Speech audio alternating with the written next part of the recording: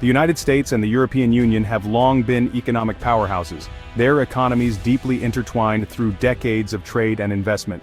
This relationship has fostered significant economic growth and stability on both sides of the Atlantic. The trade between these two giants encompasses a wide array of goods and services, from automobiles and machinery to financial services and technology. This interdependence has created millions of jobs and has been a cornerstone of global economic stability. However, this partnership has been strained in recent years, with trade tensions escalating under the Trump administration. The imposition of tariffs on steel and aluminum, followed by retaliatory measures from the EU, marked a significant departure from the cooperative spirit that had previously characterized U.S.-EU trade relations. These tensions, rooted in differing economic philosophies and political priorities, have led to a series of tit-for-tat tariffs, casting a shadow over the future of transatlantic trade. The U.S. has accused the EU of unfair trade practices, while the EU has criticized the U.S. for its protectionist stance. The current trade dispute, while concerning, is not entirely unprecedented.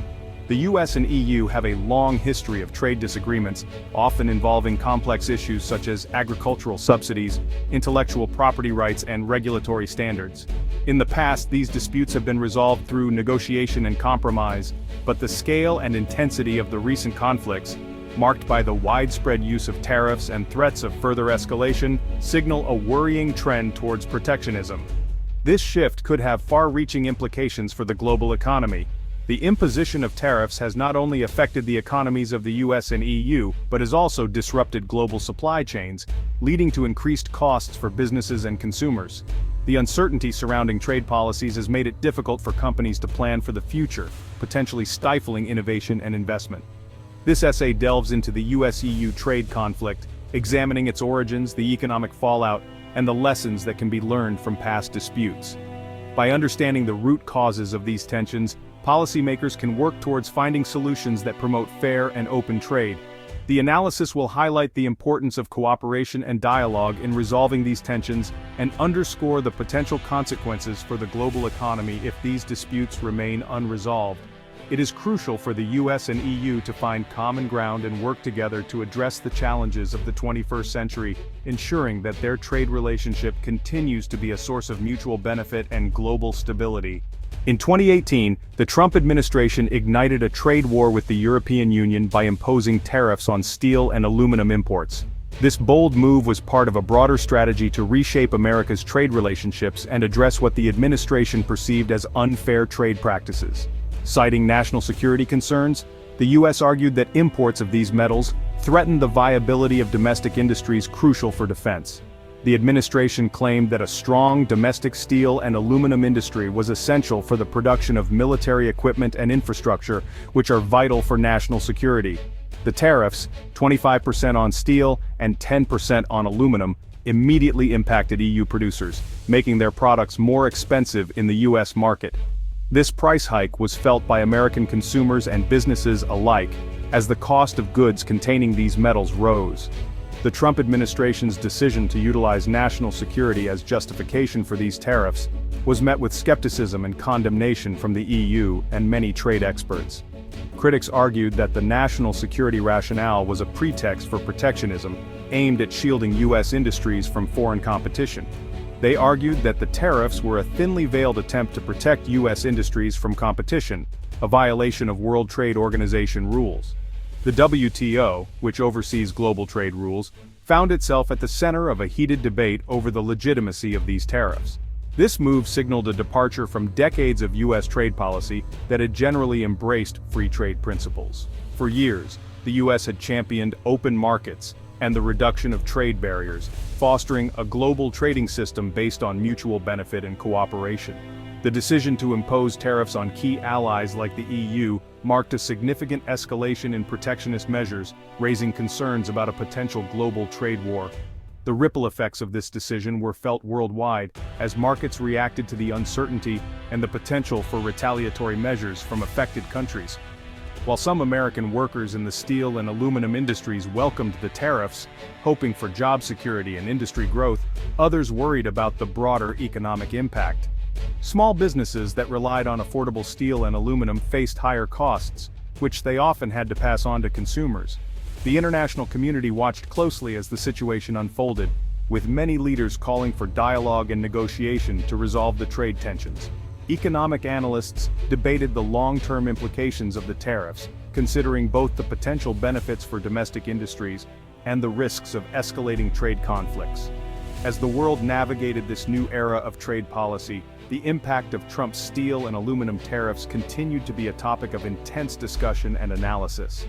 The future of global trade remained uncertain, with nations grappling with the balance between protecting domestic industries and fostering international cooperation. The European Union, while initially hoping to resolve the dispute through negotiations, responded to the U.S. tariffs with retaliatory measures of its own. The EU imposed tariffs on a range of U.S. goods, carefully chosen for their political and economic significance. These included iconic American products like Harley-Davidson motorcycles, Kentucky bourbon, and Levi's jeans. The EU's strategy was two-pronged. First, it aimed to exert economic pressure on the U.S. by targeting industries located in states politically important to the Trump administration. Second, the EU sought to rally international support against U.S. protectionism, highlighting the negative impact of unilateral tariffs on the global trading system. The EU's response demonstrated its commitment to defending its economic interests and the rules-based international trading order. The retaliatory tariffs, while regrettable, were a measured response, carefully calibrated to avoid further escalation while sending a clear message that the EU would not be bullied by unilateral actions. The trade war, while initiated with the goal of protecting domestic industries, has had negative economic consequences for both the US and the EU. What started as a measure to shield local businesses from foreign competition quickly spiraled into a series of retaliatory tariffs affecting a wide range of sectors. In the U.S., industries reliant on imported steel and aluminum, such as manufacturing and construction, faced higher input costs, leading to job losses and reduced investment. Factories that once buzzed with activity found themselves struggling to keep their doors open, and construction projects were delayed or canceled due to skyrocketing material costs. Consumers also felt the pinch, as the tariffs led to higher prices for goods ranging from cars to beer. Everyday items that people took for granted suddenly became more expensive, stretching household budgets and reducing disposable income. Car dealerships saw fewer customers, and even the cost of a simple night out for a beer became a reminder of the ongoing trade tensions. The EU, in turn, experienced difficulties in exporting targeted goods to the US market. European manufacturers, who had long relied on the American market for a significant portion of their sales, found themselves grappling with new barriers to entry. Cargo ships that once sailed regularly across the Atlantic now faced delays and increased scrutiny. While some producers were able to absorb the costs, others were forced to raise prices, leading to reduced sales and market share. Small and medium-sized enterprises in particular struggled to stay competitive, as they lacked the financial cushion to weather the storm.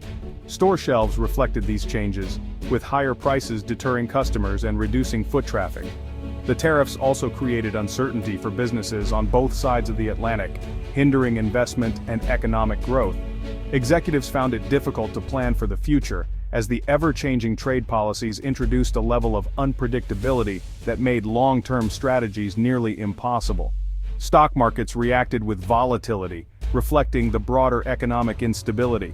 The trade war highlighted the interconnectedness of the global economy and the futility of pursuing protectionist policies. In an era where supply chains span continents and markets are deeply intertwined, the notion of isolating one's economy proved to be not only impractical but also damaging. The ripple effects of the tariffs were felt far and wide, underscoring the need for collaborative solutions. The tariffs, rather than achieving their intended goals, resulted in economic harm for both sides, demonstrating the costs and unintended consequences of protectionism. Factories on both sides of the Atlantic saw reduced activity, financial charts painted a grim picture of economic downturn, and workers faced the harsh reality of layoffs. The trade war served as a stark reminder of the delicate balance required in global trade and the far-reaching impacts of policy decisions.